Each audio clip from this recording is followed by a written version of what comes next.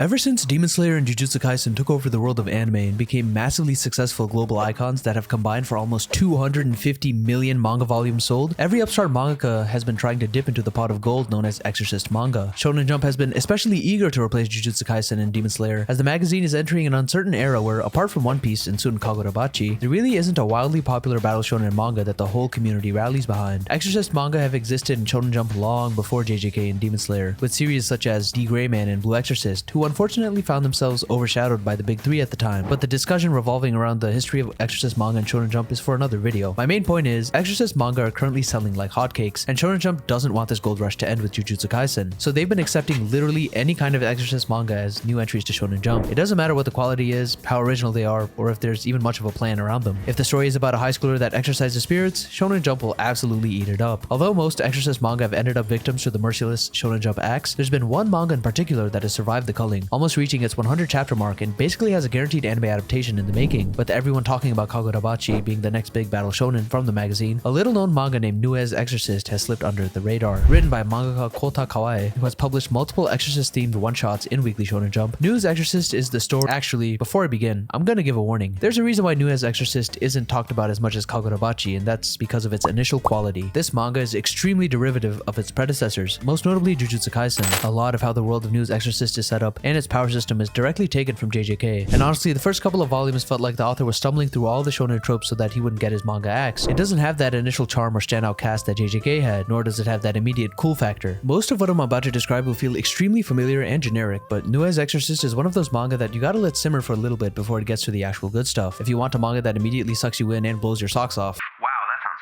this manga isn't for you, but for those who are patient, Nue Exorcist ends up becoming quite the treat. Nue Exorcist is the story of a second-year high schooler named Gakuro Yajima. Gakuro is introduced as a very meek and passive young fella who doesn't mind being a lackey for others and does whatever he can to avoid confrontations. Unfortunately for him, he also has the ability to see spirits, which roam Japan and are attracted to the negative emotions of humans. Now, please take out your pencil and notebook, as it's time for Spirits 101. In this world, spirits are classified into 5 different levels, with each increasing level resulting in a massive boost of power. Tens of thousands of level 1 spirits are born each day, with all of them being naked to the human eye, and are mostly harmless to humans, apart from the mutated variants. When 16 level 1 spirits combine, a level 2 spirit is born, and like level 1 spirits, there are differences between a normal level 2 spirit and a mutated variant. Normal level 2 spirits are very harmful to humans as they prey on them, while mutated variants eat fellow spirits. Level 3 spirits are born after mutated variants of level 2 spirits begin to eat humans. These spirits have visually human faces, although they mostly look like monsters. Level 4 spirits pretty much look like humans and can integrate into human society, and they end up becoming the backbone for the major villain group of Nue Exorcist. Unlike lower tier spirits, level 4 spirits have their own hollow weapons and are much more akin to extremely powerful exorcists, except they can regenerate and are virtually immortal. Above all of them are the Hyo, the 6 calamitous spirits that are responsible for producing all spirits within Japan. It's revealed that Gakuro is very mentally fragile due to witnessing his own father get turned into spirit stir-fry in front of his eyes, which forced Gakuro to develop a fear for any kind of confrontation, as spirits are attracted to negative emotions. Although he was content living his life as a weak-willed loser, he ends up bumping into an immensely powerful spirit named Nue, who's been sealed in a hidden classroom. Gakuro is declared as a special vessel that Nue had been searching for 60 years, and before he knows it, he's fighting spirits using her power after forming a contract with her. As he begins to fight stronger spirits that appear within school, Gakuro comes to learn more about the hidden world of exorcists. We're introduced to the Exorcist Bureau, an underground organization that has been fighting spirits for over 1,000 years. They remain hidden from the public eye by basically cleaning up all the evidence that is related to the existence of spirits via memory manipulation techniques, barriers, and restoration. If you get attacked by a spirit and pass out while the room around you explodes, you'll wake up the next morning with no recollection of it thanks to the Exorcist Bureau. Basically, they're the same exorcist organization that exists in literally every exorcist manga. In the world of exorcists, there are 2 prominent families, the Suga and Fujino, who are known to house a lot of the stronger exorcists in the bureau. These families, most notably the Fujino family, end up being important on their own as the story progresses. The Exorcist Bureau is divided into 5 branches located at each Hyo sealing site. Each branch has a pyramid hierarchy that's based on strength, with branch captains being the strongest exorcists around. The first exorcist Gakuro runs into is a 3rd-year high schooler named Kazusa, and through her we learn the fundamentals of Nue Exorcist's power system. When I say Nue Exorcist is inspired by Jujutsu Kaisen, the power system is where this influence is most apparent. There's a lot of borrowed elements in Nue's power system, which isn't necessarily a bad thing since JJK's power system is one of my favorites in shonen. In the world of Nue's Exorcist, cursed energy is called command energy. Command energy is used to launch attacks and summon shikigami. It's also used to make soul gear, which exorcists wear in order to be invisible to the human eye, along with barriers, which stop spirit-related commotion from leaking. Exorcists have special weapons that utilize command energy called hollow weapons. These are literally zanpakuto. Each hollow weapon has a unique trait to it, with Gakuro's being the ability to utilize shadows shadows and launch shockwave attacks using shadow energy. As an exorcist uses their hollow weapon, it evolves. Shikigami are an essential element of the power system and they're pretty well fleshed out. Shikigami are friendly mediums that are summoned from the world of eternal night. The closer to the center a Shikigami is, the higher its class. Shikigami can basically be anything from crows to tigers, and they all have unique interactions and abilities when summoned. With the power system out of the way, let's talk about the actual story. The first couple of arcs of Nue Exorcist involve Gakuro meeting an exorcist who has deeply rooted trauma relating to spirits and helping them overcome that trauma by being there for them when they need it most. As he helps more people, they become more fond of him and help him with his goal of saving everyone, along with Nue's goal. My favorite among these side characters is Shiroha Fujino, a prized member of the Fujino family who is used as a guinea pig for testing suitable vessels for a level 4 spirit within the Fujino family. She's seen as nothing but a tool for the Fujino when it comes to their mission of keeping the Hyo sealed, and her arc of discovering free will and realizing that she wants to live a normal high school life with Gakuro and Co was executed pretty well. Later on, we're introduced to Gakuro's estranged sister named Shitotsu, and Gakuro helps her overcome her trauma relating to their father's death, along with forming a tighter sibling bond with her. Pretty standard shonen stuff, right? Characters that have lost their way are saved by the prodigal main character who's overflowing with charisma that allows previously despairing souls to find hope once again. I usually eat stories up like this happily. Unfortunately, Gakuro has the screen presence of a wet paper towel. For a lot of Nue's Exorcist, he's kind of a nothing burger character, like someone shoved DeepSeek into a locker and asked it to generate a generic, pitiful character with monstrous potential. Most of his character growth is him being in a bad situation where someone else is in danger, realizing that he's a wimp that looks too far ahead and doesn't focus on what's actually in front of him, then locking in for the sake of his friends. I'm not kidding, this guy has an actual friendship power-up. His whole shtick is becoming strong so that he has the right to make decisions and save those dear to him in a world rife with sacrifice. There's nothing wrong with main characters that are pitiful at first. I mean, look at Deku. But Gakuro, on the other hand, he's kinda sauceless on his own, and I didn't really feel anything towards him until past the chapter 50 mark. His development is carried by good side characters around him, and it feels like he's constantly handed power-ups throughout the story, but that's mostly because of Nue. Nue is by far the best thing about Nue's Exorcist, which I hoped would be the case because she's the namesake. Thanks to her monstrous strength and reputation as a legendary spirit, Gakuro is able to easily grow in strength and face spirits that most exorcists wouldn't even dream about handling. This manga is at its best when it explores Nue's past and the lore surrounding Nue. We find out about how legendary she truly is, along with her involvement with the Hyo and the Exorcist Bureau in events that span over 1,000 years. It's kind of funny since Nue is such a kind, accommodating spirit that helps any exorcist in need while also being an absolute menace to anyone who crosses her path. Whereas other strong spirits and the Exorcist Bureau believe that human lives must perish to stop the Hyo and that spirits and humans can never coexist, Nue is shown to genuinely love humans and never resorts to killing one unless it's absolutely necessary. The theme of sacrificing the few for the good of the many is prevalent throughout the story, and the main ideological conflict comes from Nue and Gakuro believing in the power of saving everyone and limiting casualties. Nue's monstrous power has been handled really well so far, and I do genuinely enjoy seeing Gakuro learn from her and begin to get an actual understanding of how far her capabilities can go. The story really starts to kick off when it's revealed that the Hyo who were sealed over 1,000 years ago after annihilating 66% of Japan's population need to be resealed. Gakuro and the gang go from fighting nameless spirits to actually terrifying creatures, and this level up in stakes seemingly leveled up every other aspect of the manga. Once the chess pieces begin to move, Gakuro actually finds himself making difficult decisions, and I begin to actually start to appreciate him as a main character. The fights also get tremendously better as Nue's Exorcist goes on, as the beginning arcs usually had Gakuro pull up, slash mindlessly, power up, and beat his opponent as his mastery of the power system grows. Once he finds himself fighting level 4 spirits, the spectacle of the fights increase, along with Gakuro's combat IQ and overall fight choreography. There's really cool and clever scenes of Gakuro utilizing his shadows to transport himself, send hidden slashes, and elevate the potency of his hollow weapons by sending Getsuga Tenchos. It's been really cool seeing Kawaii evolve as Nue's Exorcist goes on, and his fights went from actual snooze fests to interesting clashes. The character designs and art get stronger as well, with some spirits looking like eldritch horrors that make the predicament Gakuro finds himself in a lot more terrifying. What I wish would stop is the weird romance harem thing going on with Gakuro and his companions. I understand he's been saving all these girls, but the romance is kinda not greatly written apart from one character, and it's seriously jarring when random fan service is interwoven between battles to the death. No one needs a battle harem, especially when the world is so much more interesting than random boob grabs. I've seen many people reference Nue's Exorcist's storytelling style when it comes to heroines to fantasy light novels, but the problem is that those fantasy light novels tend to have a lot more meat on the bone when it comes to character writing. At the end of the day, Nue's Exorcist is another case of a mangaka desperately trying to stay in Shonen Jump by throwing every trope at the wall, not really improving upon said tropes or bringing anything new to the table. This results in a very slow, frustrating start, but once the author realizes that they're safe and begins to expand the world in actual unique ways, Nue's Exorcist ends up being pretty enjoyable. Kawaii is really deep in his bag when it comes to slowly drip-feeding lore about the world of Nue's Exorcist, and with each new reveal about Nue and the Exorcist Bureau's past, I begin to view the story in a different light. The main villain is extremely reminiscent of Kenjaku, and he brings a similar kind of terrifying aura when he's orchestrating calamitous events. Is Nue's Exorcist necessarily a must-read manga? No, but if you're sorely missing Jujutsu Kaisen or like Exorcist Battle Shonen in general, I'd recommend giving Nue's Exorcist a try. I promise, if you're still reading this manga after the first 50 chapters, you'll soon be excitedly reading this pace with each coming week. Whether the world thinks it's peak or not, Nue Exorcist will end up becoming one of the pillars of Shonen Jump's new era.